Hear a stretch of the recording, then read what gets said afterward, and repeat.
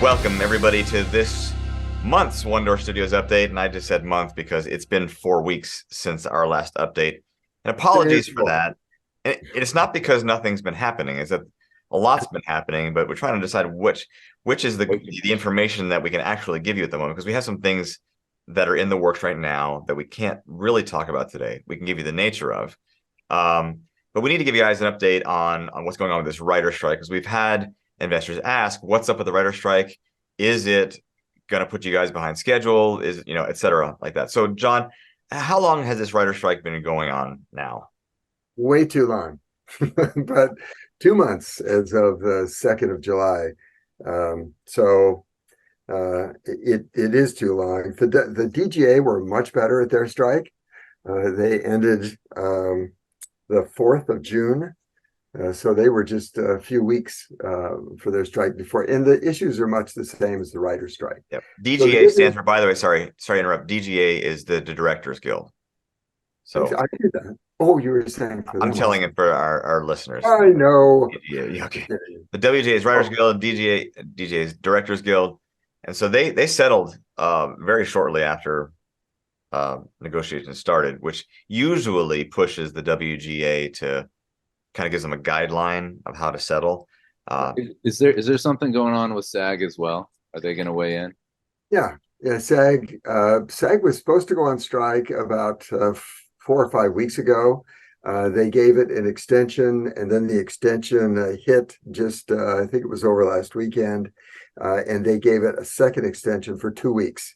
Yeah, to avoid that's the Actors Guild. Yeah, Screen Actors. Yeah, it's SAG after, and they they're on the Barbie, as it were. They're cooking, but hoping to avoid their strike altogether, and may that happen. The DGA ending was good in the way that it showed what they caved on and what they didn't cave on for each side. So it kind of set a template, but it lessened the heat in the industry overall.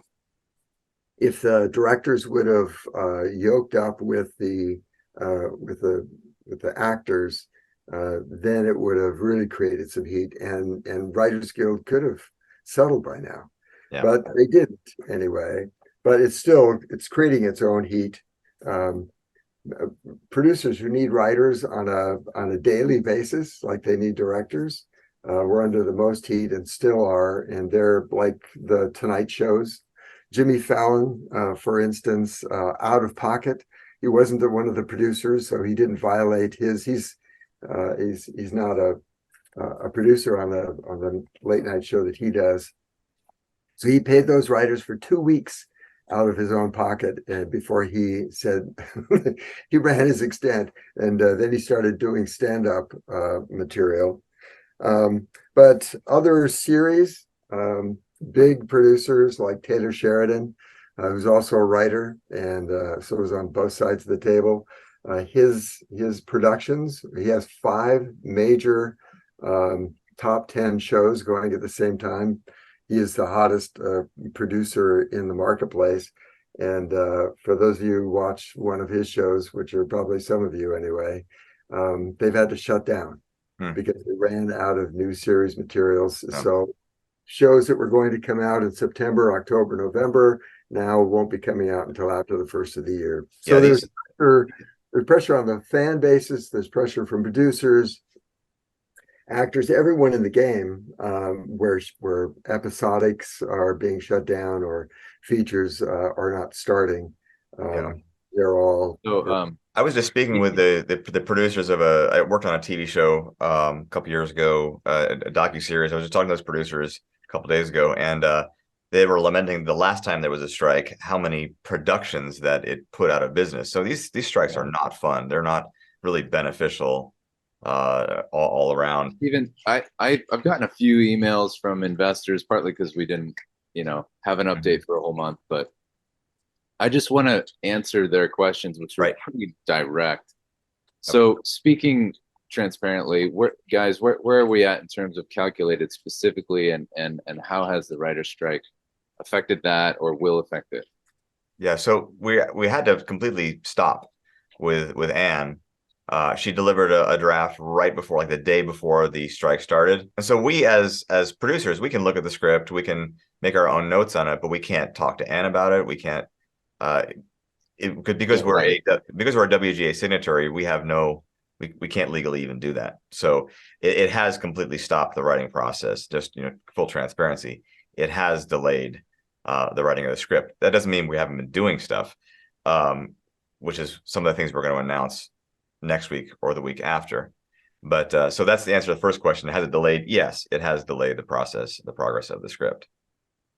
So actually on schedule, we were looking for a producer's draft or a shooting script for September of 23.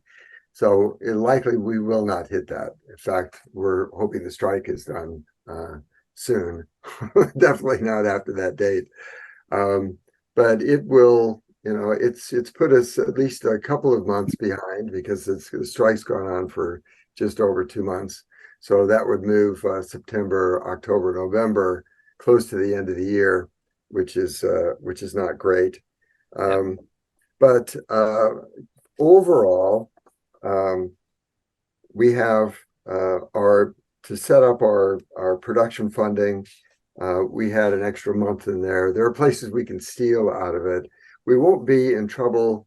We are in trouble for hitting our production funding mark, which is the first income coming back to investors.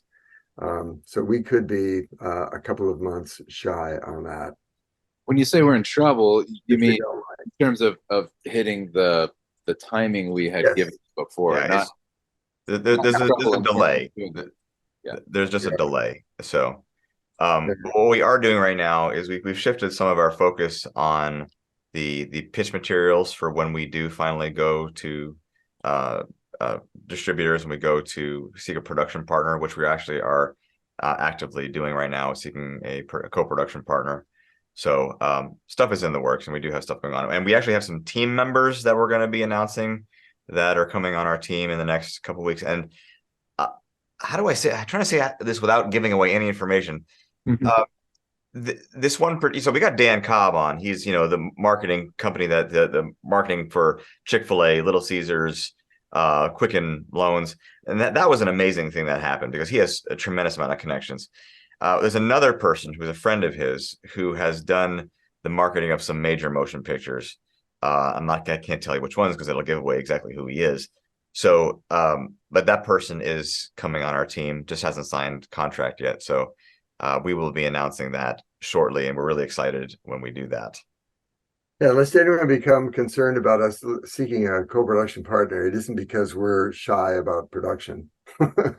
It's because if you look at major motion pictures, they typically will have production partners, some of them 4 or 5. And these aren't brought in to help them with the physical acts of production. They're people that have relationships, some of them relationships with studios that have to do with multiple pictures.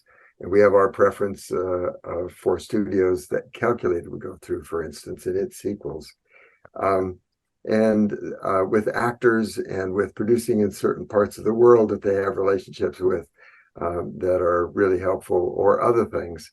So those are considerations that we've been weighing and are in meetings that we're taking to see if we can't engage relationships that will assure both the creative side and the business side, mostly having to do with global distribution, that this picture is able to fulfill all of its capacity.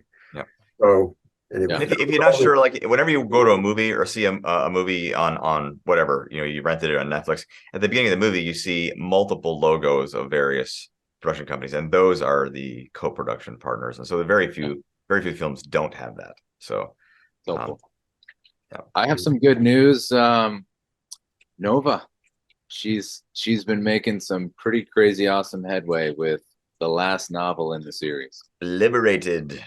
I can't give any details, she would kill me, but I can say she said it's basically written, and she's just tightening down the plot lines and different things leading up to the end, which is already written.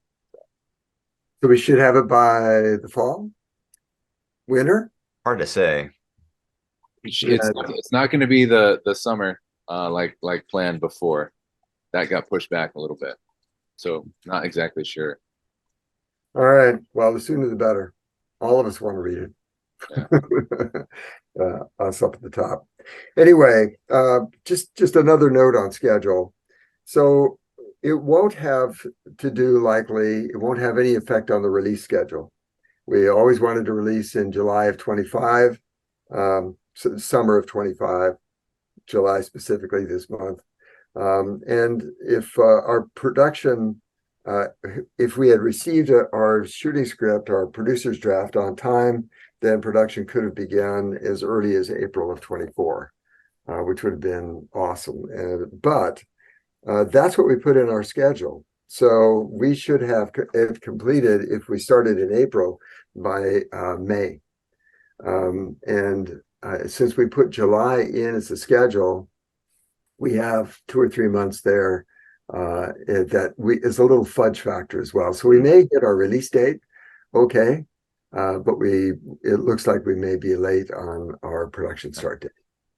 I know we've gone long today, John. There was one thing we were going to talk about real quick, and we'll just talk about for 1 minute. It's this crowdfunding Angel Studios phenomenon. Yes. Dude, are you familiar with the movie The Sound of Freedom that was just released by Angel Studios? Their whole distribution model was a crowdfunding model, a pay it forward model, and they beat Disney's tentpole film of can't think today, guys. What's Indiana Jones. Indiana Jones. They beat Indiana Jones on the 4th of July. So a crowdfunded, pay it forward, just grassroots market took in $14.5 million on opening day, made all its money back in one day, whereas Disney's tentpole Indiana Jones film, budget of $295 million, took in $14 million the first day. It's a catastrophe for them. There's a message that who's the main actor again? Jim Caviezel. Jim Caviezel gives at the end, 2 minutes into the credits, and he basically says, the modern day motion picture is the most powerful. The storytellers are the most powerful people on the planet. They create movements. They make change.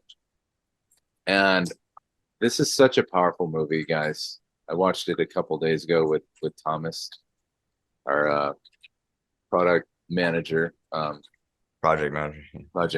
Anyway, it was so powerful, very difficult to watch. Hard. I wouldn't want to watch it again, but it's one of the most important movies I've ever watched in my life. And I would encourage everyone out there not only to see it, but to pay it forward and to bring everyone you can to see it. And I think everyone in the world should see this film.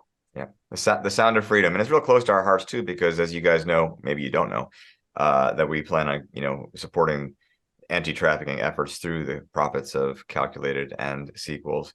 And so this movie about Tim Ballard and Operation Underground Railroad and rescuing children from trafficking is really close to our hearts. So yeah, go watch that movie, Sound of Freedom. It's the power of the people. The whole success of this, because they didn't spend a lot of money in traditional advertising. They had these direct relationships with all their investors, and they went out to them. But it certainly points to us and our relationship with you as well, and why we enjoy doing these updates. We wouldn't be here without each of you, and you really have the power. It's a new model in Hollywood. Yeah, and we're doing it. Yeah. Stuff's changing. Finally, sweatshirt I'm wearing, guys. You've been getting emails saying there's a cool sweatshirt with Nova's signature on the back of it that I'm wearing only one of a couple of right now. So you'll be getting more emails about that, but then how to get that sweatshirt. Cool. So guys, it's been great hanging out with you. A little longer update today, but I guess it was needed because it's been a month. So there you have it. We'll do better. We'll do see better. More of it. We're back on it. All right. We'll see you guys again in likely 2 weeks. That's the normal schedule. We do updates for Calculated is every 2 weeks, and then my stream is in between. So we'll see you guys again next time. Thanks for joining us. Hasta.